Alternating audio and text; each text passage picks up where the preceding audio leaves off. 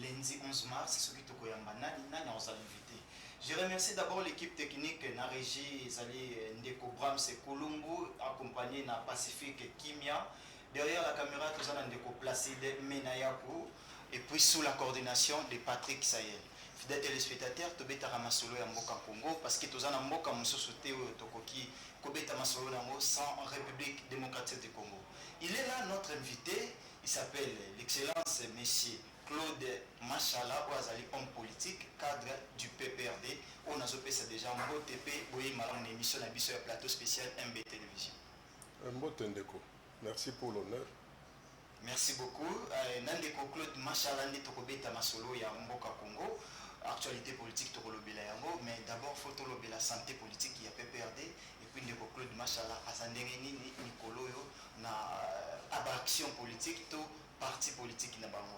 Ndeko Claude Machala, Tozobeta Masolo ya Mboka, avant de kota mouke na actualité, ezo sala nungu na Mboka na biso, Tobeta na Masolo na yo moko na no, ozali cadre ya PPRD, boni na no santé politique na yo, avant de kota na santé politique ya PPRD. La santé politique n'a pas lié na santé politique il y a partie nangai et donc ezala ngai ezala partie nangai santé ezali malamo toza na kata ba stratégie toza na kati ya koluka makanisi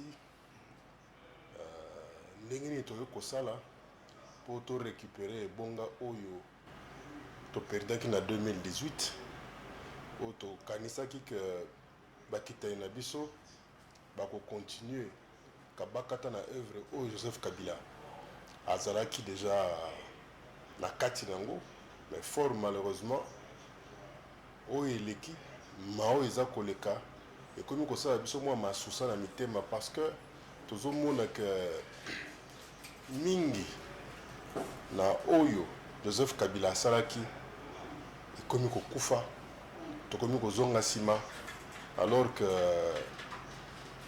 à l'horizon 2030, souhait n'absizalaki que tous allons compter parmi les États émergents. Quand je dis État émergent, c'est sur le plan économique, même sur le plan de la mentalité, même sur le plan de la spiritualité. Mais fort malheureusement, tous on y moi si ma mingi. Il y a un souci n'absizali que tika te tout ça à masse de manière légale, de manière démocratique et républicaine, to récupérer bonga wana to mona nini susu to koyi ko sala d'abord pour na ko luka ko remonter tie sika oyo to tikaka ekolo to ebonga et puis to ya ko se relancer avec des objectifs et des ambitions bien meilleurs. Selon Badir Nayo, c'est-à-dire que si par rapport à l'époque où PPRD Azaraki Kojire. Je crois que Yomogozo vivre en rien ne va. Je crois que Kabila Tango a pesi Mwende na Maboko ya Mokita Inaï. La RDC c'était 2 millions 2 345 410 km carrés. Mais les lots, Bunaga n'est pas.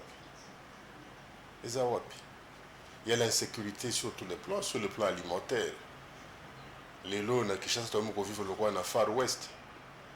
Quand nous apprenons que na ba commune au la Makala, il y a un quartier Moussou Subato, abandonné banda qu'on a vraiment le Kola Kuluna. Na Kimbanse que kuna banzela Mokali tout ça là. C'est le Far West, au matin à Kouamout, n'en parlons pas. Nous allons à Bas Congo. Juste que c'était parmi les voies moko sécurisées. Mais les lots, on est là Bas Congo, Montakomi Azako voyager par le Bas Congo, par cette route-là. Dans le Sam, on a quatre montées, à éviter soit à Koutana, Banaï, na Balabala. Donc, beaucoup est à refaire. Mingeza à refaire. Ne nous volons pas la face parce que Bokilo n'a besoin d'azalité. Bon, Togo, Kanani, Sol, bon, la maille, Bolumbute. Donc, la situation est assez catastrophique. Ne nous volons pas la face. Ça ne sert à rien d'être flatteur. Parce que la meilleure façon d'aimer la personne qui est partenaire ou qui est en face de vous, c'est de toujours lui dire la vérité, de façon à ce que Aluka se corriger si pas s'améliorer. Or, on a affaire à un régime têtu, à des gens qui pensent qu'ils s'autosuffisent, voilà. Donc, bami kokana tout, qui bonga eleki, yanga moto mo kenanga inga. Ndeko Claude Machala, pourquoi président Kabila a trop silencieux? Congolais mituna, pourquoi a trop calmé, a lobate, a sortie médiatique, ni même action politique que ndenge izalaki na début à coalition FCC Kashi? Non, vous savez, nos experts en communication, vous voyez que le silence aussi c'est une façon de communiquer. Oui. Et je crois que dans l'un de ses derniers discours, quand il s'adressait au peuple, à la population, il lui a dit, je pense c'était à Lubumbashi, qu'il ne faudrait parler que quand on a des mots plus forts que le silence. Or, pour le moment, son silence est tellement assourdissant, son silence est pire que le bruit que ferait 1000 vuvuzelas au stade. Et que c'est à cause de cela que ce silence la dérange. Donc, il parle, mais les gens ne l'écoutent pas. Il nous a laissé une constitution. Tout est dans la constitution. Au peuple de lire et de s'approprier chaque article de cette constitution-là. Et je pense qu'ils attendront la voix de Kabila. Donc, tout est dans la constitution. Donc, il a tellement la passion du Congo qu'il préfère que les gens comprennent que le temps est remède à tout. Les atours ya baninga. Il y a tout à baninga. Nous sommes à 100 millions. Il faut moutona motoaza na tour naïe. Il y a ce dont il est capable. Et au peuple de juger. Et je crois que si ce régime ici pouvait donner la chance au peuple de s'exprimer, je crois qu'ils vont bakomiye ba netango bakomiye ba bien netango bakomona que mingyo bazana bango babato lokuta et c'est un peu du genre de La Fontaine.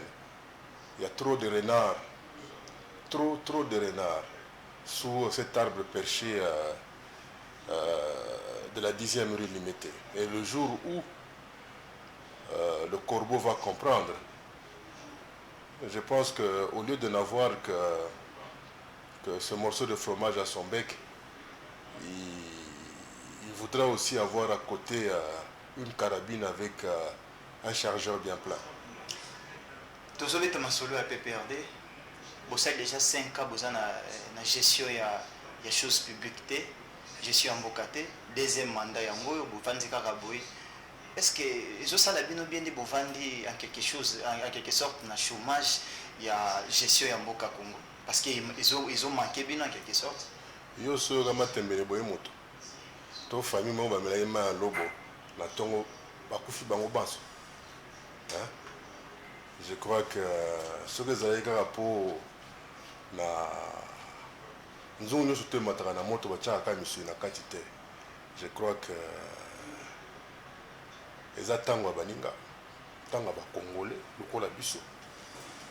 C'est vrai, tous abattoirs même obédience était. Et tika peuple a continué à constater l'insuffisance de manière à ce que plus jamais des individus pareils ne pourront revenir aux affaires. Donc on n'a pas à vouloir babana okanga bisondoki. Ndenge zaka ne bandeli na 2019, 2020, 2021, likamoke oh non c'est l'FCC qui bloque. Oh non c'est Kabila qui bloque. Et moi notre préféré totika baninga ba réaliser oyo bango ba moni ke ko kozala nzela malamu pona ekolo au peuple de voir ndenge bazoko kumba biso. Et je pense que le peuple au jour d'aujourd'hui se rend compte que Kabila habite dans leur tête sans même payer les loyers. Kabila comme le col a une sorte de cube culinaire, c'est-à-dire pour les solos na bango ezala elengi na mato ya bato. Faut combat Kabila. Faut qu'on doit kocha combat Kabila quelque part. Un peu le quoi tout le monde a gardé publicité té. Oh non pour nsunga to eloko boeza le faut kocha moi qui magie to moi onja. Donc c'est un peu ça ce qu'est devenu Kabila. Donc mais nous préférons que baninga ba la kisa mayelo ya bango. Et au peuple, peuple a jugé. Je crois que le peuple a dit que tous ont vivre tant que arnaque, tant que escroquerie, et que le moment venu, le peuple sait ce qu'il va faire puisque tout est dans la Constitution. Beaucoup de n'a pas perdu temps, talongo peut perdre à côté union sacrée et puis à quelques temps, bah nommé voire même Tazaki Nabil na FCC à qui na union sacrée peut bah nommé ministre. Écoutez, jusque-là, il n'y a personne qui a laissé un quelconque vide après le départ. C'est un peu comme si on dit que après le départ, il y a Judas. Et le poste va continuer comme ça. Donc c'est juste pour te dire que ceux qui sont partis, ils sont partis parce qu'ils n'étaient pas kabylistes. Les vrais kabylistes, c'est ceux qui sont là. Ozoka, bato oyo ba mosusu kutu batikala kata kotanga komo na bana ordonnance te banini te bato oyo mosusu balaka ko encaisser baku ndenge nyonso tout alors que les autres étaient en train de jouir. Ceux qui sont là, qui sont restés avec Kabila, c'est ça les 11 apôtres. Et le 12e n'a jamais laissé de vide. La preuve est que jusqu'au jour d'aujourd'hui, Judas est toujours absent. Donc, qui a trahi, trahira. En tout cas, toi, moto, ata mokoto to regrettaka. Toi, on a moto, mokoto atika la kotika vide, azara na été. Même il va rester bouché à batika vide. Ndenali. Ndé bozaki na ina peperde. Donc, Judas, azara na yezute.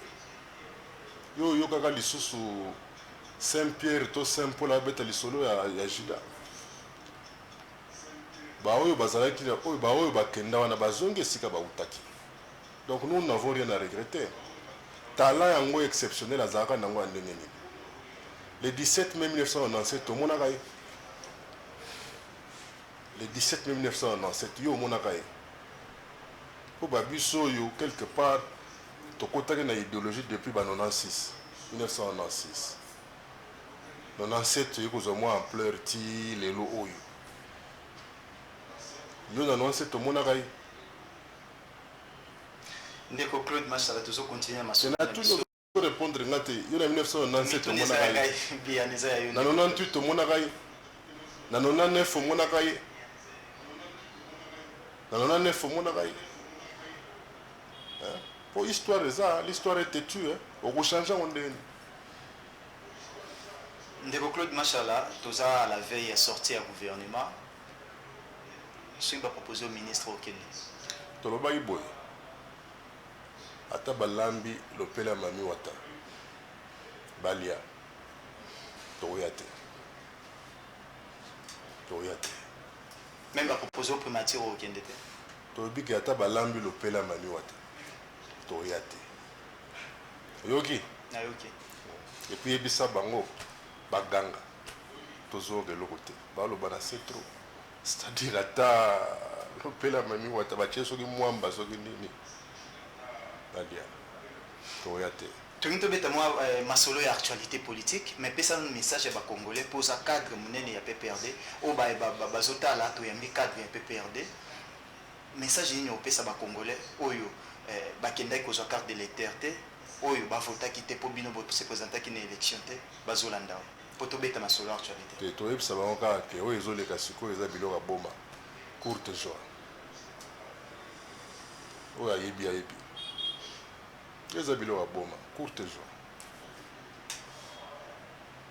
bakanga motema eza biloko ya boma courte joie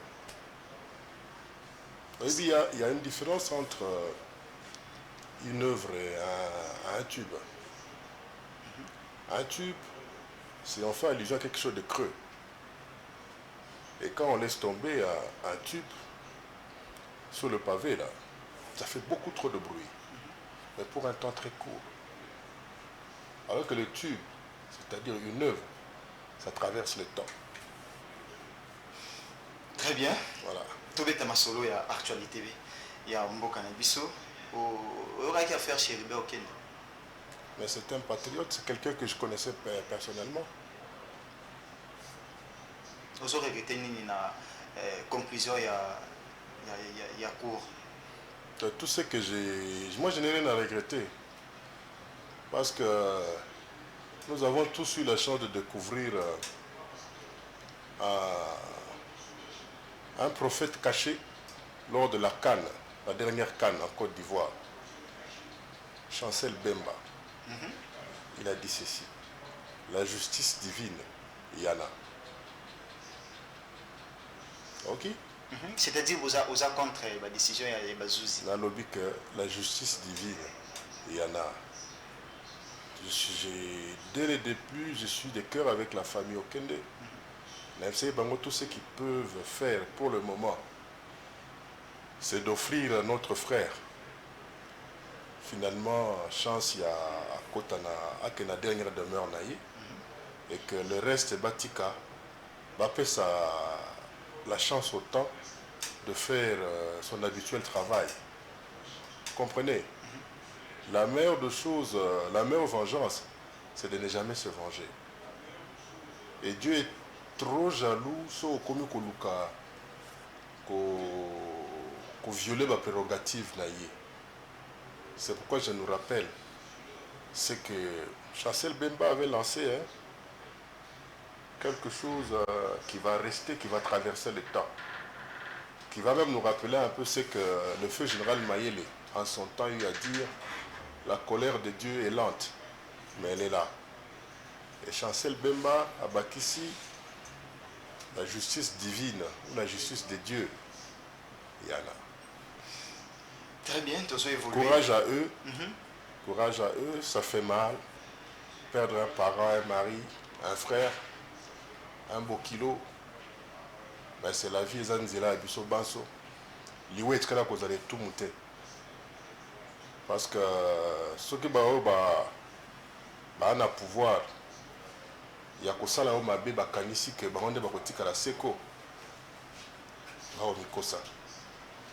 Ça n'arrive pas qu'aux autres.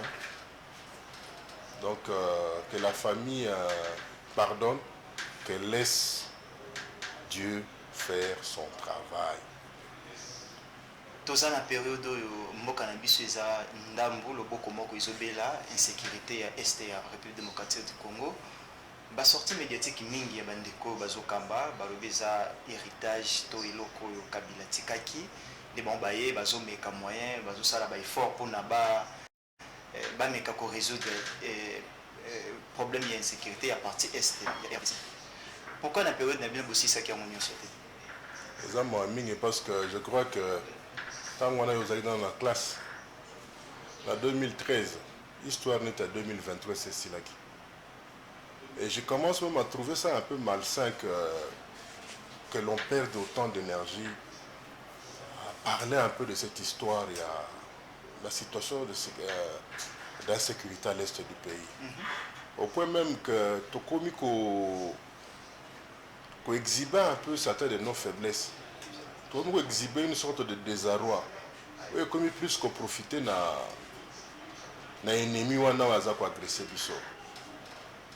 Moi je pense que nous avons un gouvernement, quoique expédiant les affaires courantes, et ce gouvernement a un porte-parole.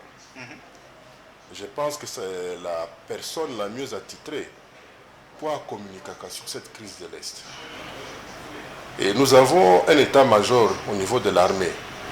Vous savez, j'étais stupéfait de suivre un membre du gouvernement comme ça étalé sur la place publique, même ce qu'on pourrait appeler secret de défense.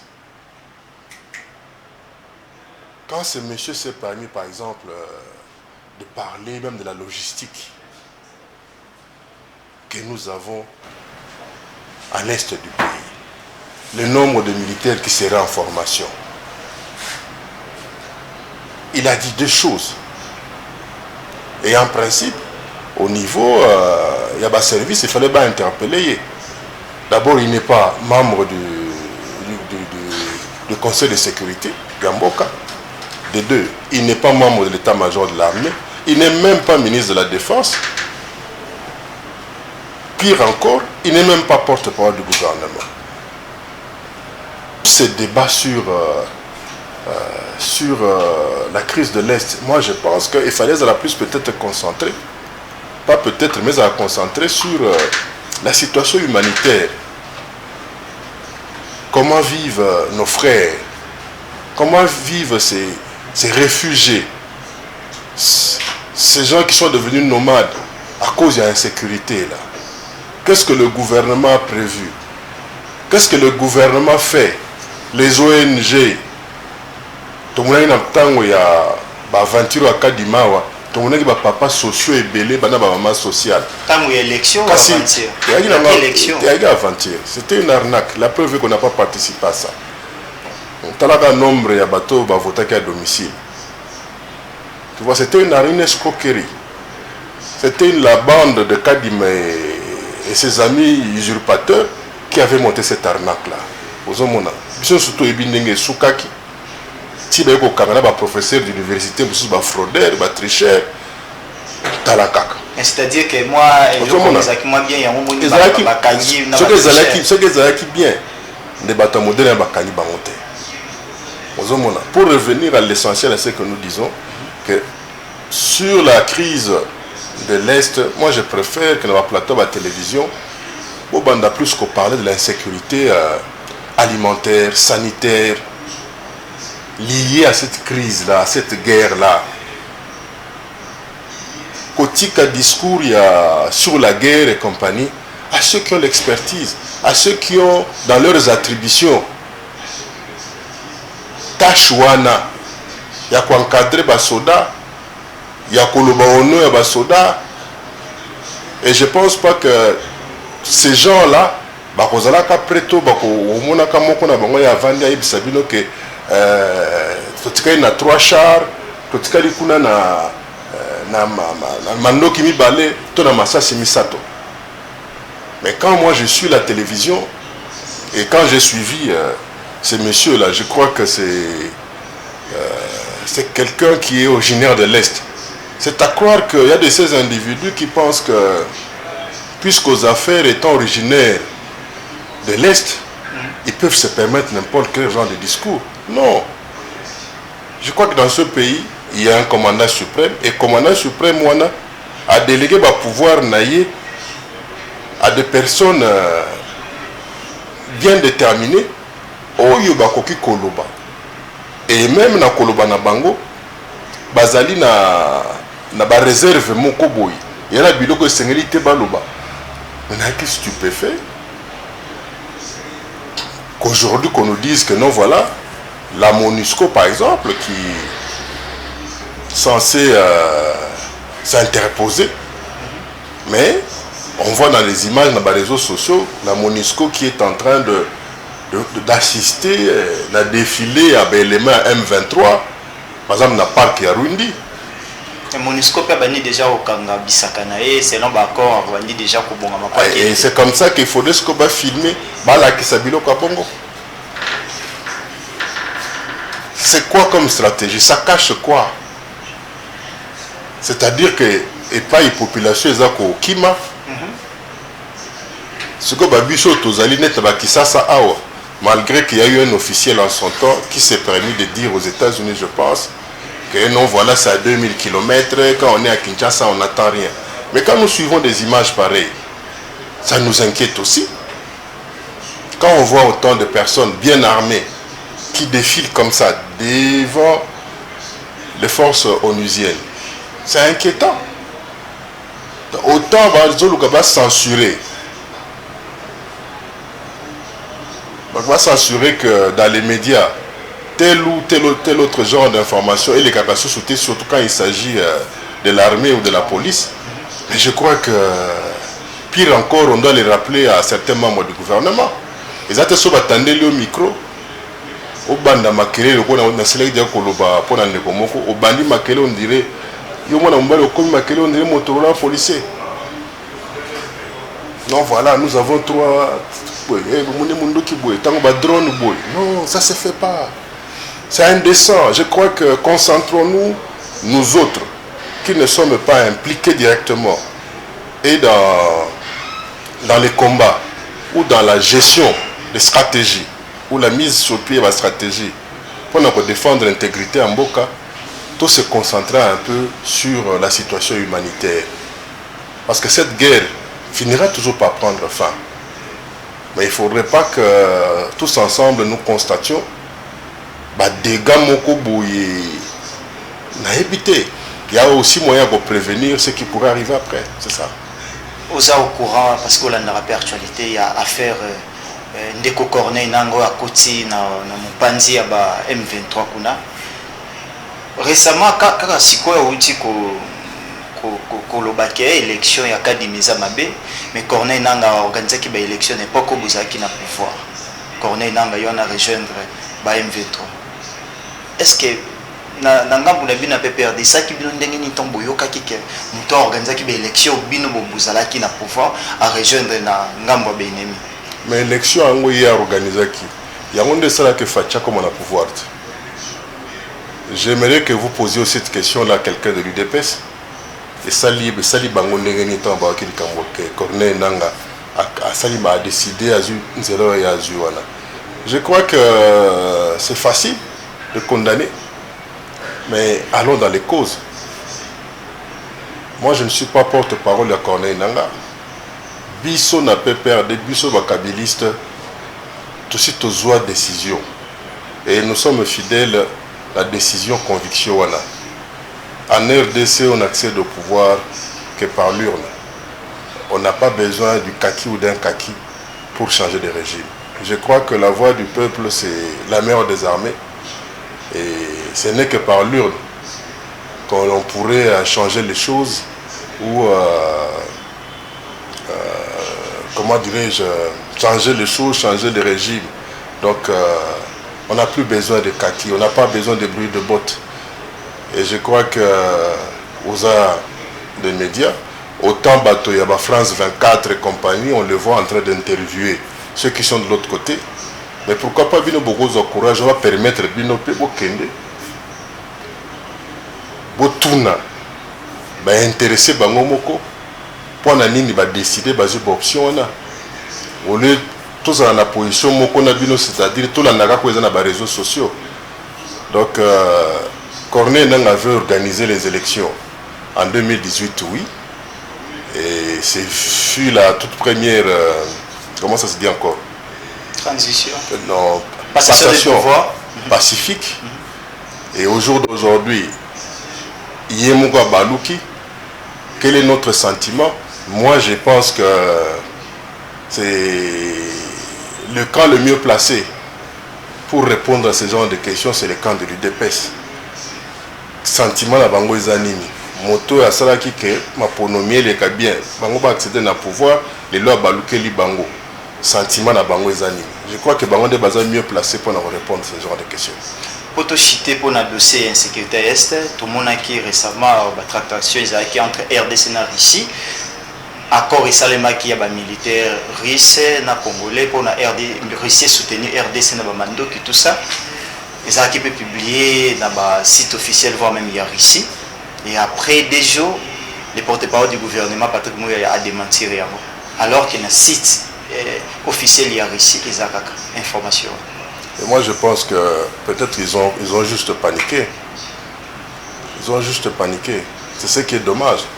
Au jour d'aujourd'hui, la Russie, c'est le partenaire idéal pour tout pays africain qui aimerait vraiment s'émanciper par rapport au dictat il y a impérialisme, par rapport au dictat multinational, surtout les lots, puisqu'il y a eu découverte il y a autant de minerais stratégiques dans notre pays. Donc, c'est pour nous un dictat wana. Je pense que le partenariat en Russie est très important, malgré que gouvernement c'est boité. Je crois que c'était une sorte de... Moi, je crains fort que peut-être que Bango Mokonde Bazana aux affaires, on va lancer qui information dans les médias. Oui. Si autant on va recevoir un certain nombre de coups de fil, allez, Mbango va se dire. Une façon un peu, c'est comme un enfant, hein, que ceux qui vous pèsent un boy, t'es tant à ça la boy. C'est qu'autant, moi, dans zone ici, je crois que, comme un ami me disait, en fait, le régime Tshisekedi et le but qu'il y ait partenariat, on est bien monté. Ceux qui t'aiment beaucoup le var, c'est ça. Très bien, ceux qui t'aiment beaucoup le var, beaucoup le var. Var. On a que y a zafunate. C'est ça quoi.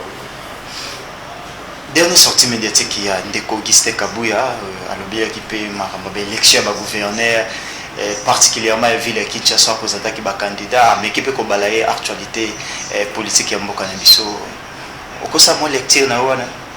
En tout cas, je n'ai pas eu la chance de suivre ce monsieur-là. Et je n'ai pas non plus l'habitude à Hollandais. Pour des raisons, voire même personnelles, quoi. C'est quelqu'un qui, en son temps,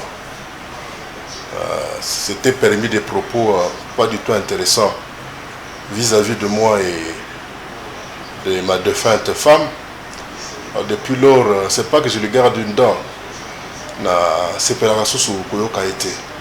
Tout ce que je sais est que j'ai appris, par exemple pour le Katanga, j'ai eu Bisabato que ils étaient pour Botami na Katanga, au Kanisa Kokomi Katangé, beaucoup de tika ba Katangé va régler la problème dans Katanga.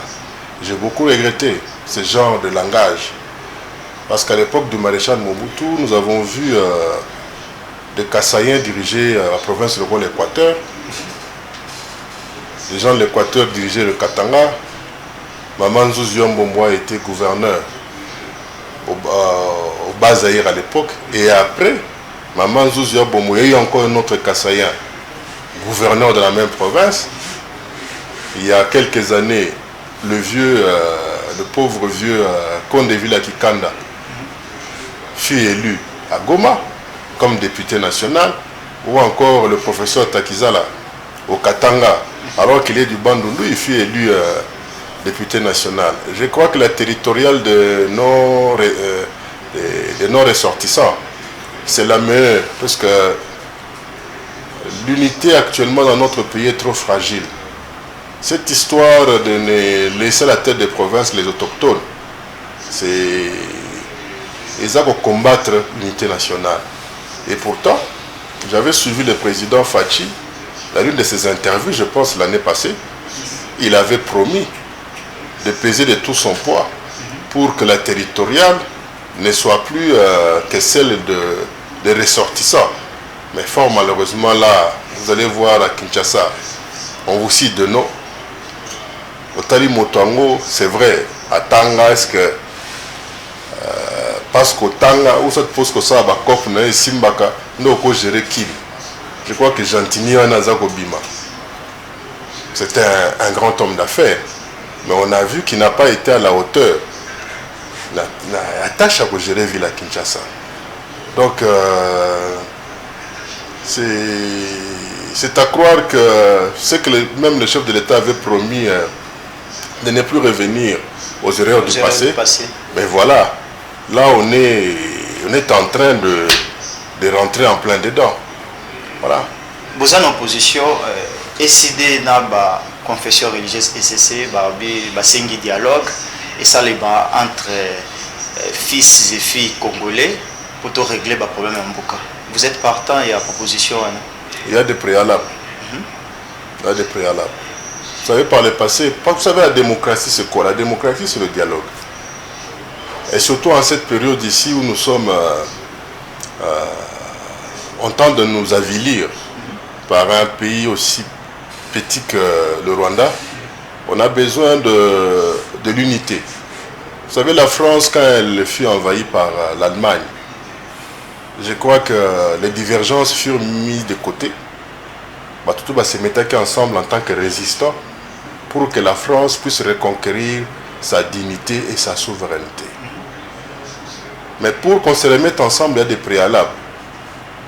2 ans avant, ou 1 année et demie avant Arnako et Kadima, nous avons tous suivi les chefs de l'État, souhaiter assez que nous mettions nos divergences de côté pour qu'ensemble nous regardions dans la même direction pour reconquérir toute notre souveraineté et toute notre dignité. Mais quelques jours après, dans son propre comportement et dans ses discours, on a vu que même lui n'était toujours pas prêt à ce qu'un quelconque consensus en soit trouvé entre Congolais pour que nous réhabilitions ensemble l'unité et la cohésion nationale. Je crois que le pion majeur dans cette démarche-là, il y a un chef de l'État. Et il y a un comportement acte opposé par rapport aux lois du pays, discours comportement, il y a certains de ses collaborateurs véreux,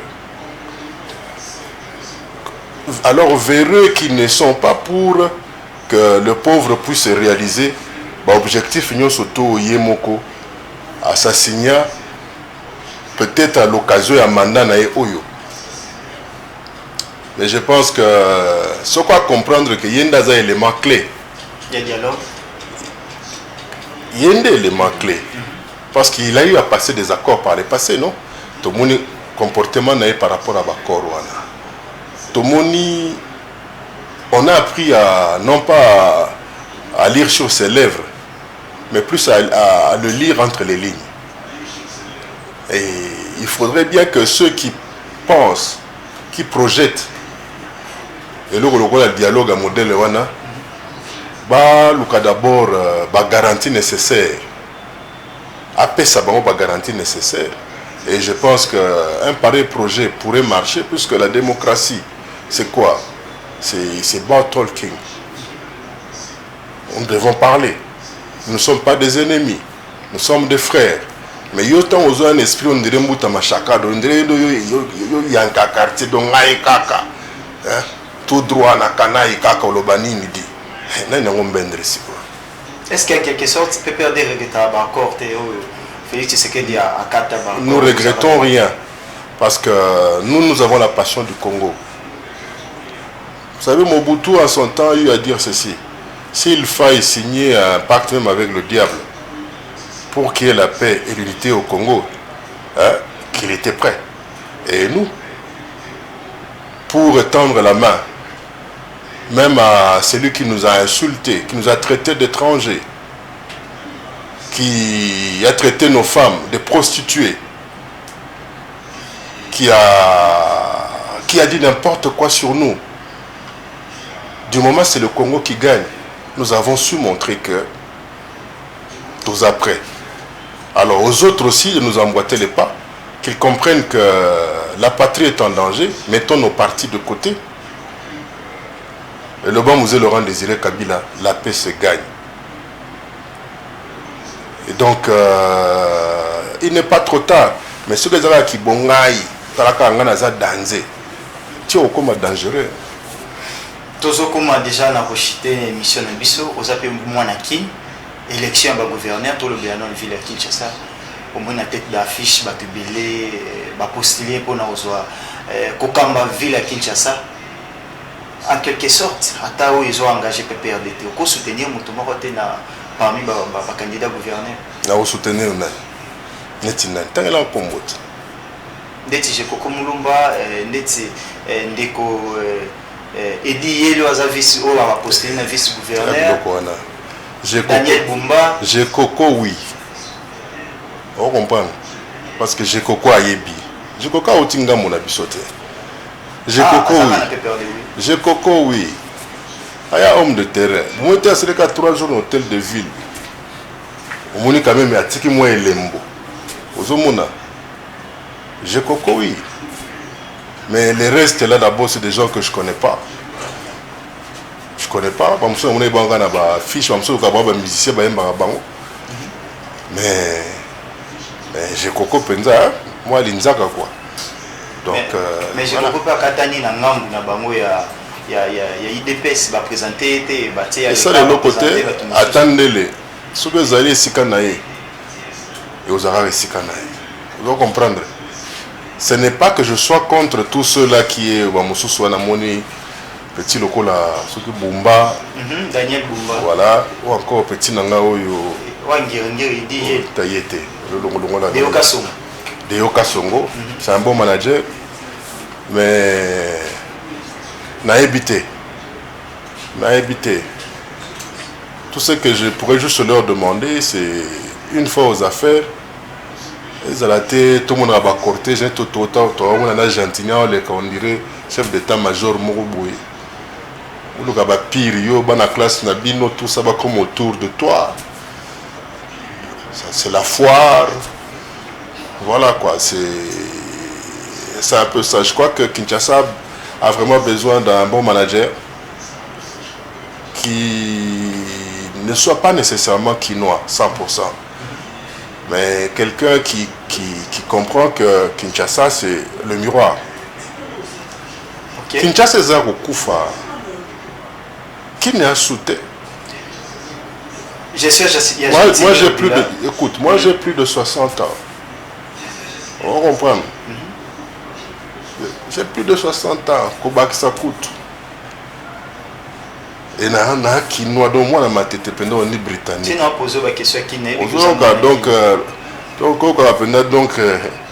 beau peut le colo toujours quoi. Donc qui n'a besoin de te mettre dans le que mon bobo donc pour le français ou soit pour Nicolas ça est cop à ta bakaza ko barata Nicolas kanga bat makasi na nzoto ndire kondo mona te. Qui n'a besoin d'un bon manager. On doit ébiquer na Kintimbu, na Kisenso. Ce qui mboule bêti na Kisenso, ma bénédiction surtout qui t'a qu'à quartier musu na matetezo existait les sous-soutés. So au commune na matete. Au canton na bande de Gaza. Na kata commune na matete. On est que bande de Gaza. Lemba kutu terrasse za sauté. Commune à Kinshasa. Maatro kene na bandal bangana musuto barabo que les mezara na butu mais na moyo go vana bangana na te zwanzela o ya kokende aéroport tala wenzo ezana niveau ya dernier saut de mouton la droite na yo donc on a moule bête qui soki hier ou avant-hier ça dit potopoto ezana mais kata potopoto no kuta ba bateka ba dendo ba belé et bah cortège pas officier les autres les cas tal niveau monter à Mabé monte à 4 jeep na 4x4 fumé il voit un peu toute cette merde là et ils ne disent rien ils laissent faire le gouverneur et puis quelqu'un d'autre du même groupe, du même clan aimerait venir pour remplacer Gentini. Je pense que autant nous avons besoin de gens qui aiment le Congo, il faudrait aussi qu'il y ait des gens qui ont la passion de Kinshasa. Très bien. Voilà. Tu as commis presque vraiment dans ce cas émission de Bissau. Ce qui côté Gentini, c'est combien? Robi? Ce qui est classe, au côté Gentini, je suis à Ville à Kinshasa, c'est 10 au PC combien? La nation a bien une classe. Donc c'est 10 au lieu au PC va pour bien une classe. La nation a bien une classe. La nation a bien une école depuis Kala. Ah, oui bien. C'est quelqu'un que je connais personnellement. C'est un ami. Hein. C'est vraiment un ami. Et dynamisme à Yakinango. Na comprenate on dirait bacha qui est si moko boye so nini bakambweke ka boye. Donc il y a zo kende atire biso ka ventilateur na gare centrale. Ah bon barbara. Atire biso ventilateur na gare centrale. Siko biso na matete ko zon pepe na vraiment. Kende na matete ero côté ya wenza matete côté hôpital Omeko vous avez qui au Meza. Donc juste derrière le tribunal là. Hein? D'abord au coma côté andeni. Au coma kuna ndenge nini. balabala eza liboso ya maison communale pour kita okende ti na quartier mototo ti nakota viaza eza na etani nakota baméridien nakota basignature mpo obima na gare ya matete oyo mituna me nayebi te yango bana matete basala nini baboma motu kwa commune ya Kinshasa oke na commune ya Selemba du moins du côté Mongafula niveau d'érosion niveau kuluna mais omituna me toza wapi lelo na Kinshasa bolobino so tokangi wewa na commune ya Gombe po kuna nde lola to botoli wewa wana moto mais tant bino botoli moto na ye bopesi boloni siko na parler azana mwasi na bana tamusunda kwa kufutela sadi botindi nini akota siko nzela mokusa de kikuluna botoli moto na ye siko azongi na parler damage ezate eloko ezate siko tramotina oyo yazali na okatela mbila aosana ngoni vous comprendre. Donc je pense que nous avons intérêt à nous aimer et donner la chance à la RDC. Et binob expert, binob officier loyo minoko madofolo arrêter de passer sur les plateaux de télévision et à tenir des discours moko qui risquerait même de décourager les éléments de phare de ceux qui sont au front. Vous parlez trop. Merci beaucoup, Ndeko Claude Machala, Wazali cadre à PPRD. Et M. Sili, mot de la fin, 30 secondes. Mot de la fin, Zara Moko. Aux kabylistes, à tous ceux qui ont la passion du Congo, vous à la calme. Vous tous vivre les secours, et non biloga boma, courte joie. Merci beaucoup. D'abord, pour répondre à l'invitation à Bissau Plateau Spécial MB Télévision. Ça a été un honneur pour moi. Merci à vous aussi téléspectateurs. Tokomi na suka émission na Bissau MB Télévision. Toyambaki na Plateau Spécial toyambaki ndeko Claude Machalo azali cadre ya PPRD. Kabiliste ya makila ndenge mwa uti koloba bolandi émission. Boko nous en direct na moyo zarape na YouTube, bocho la en direct télé, rediffusion. Merci vraiment, merci une équipe nyonso oyo bozaki na ngai pour la présentation et réalisation il y a émission il y a lelo. Merci et puis tokutani à la prochaine.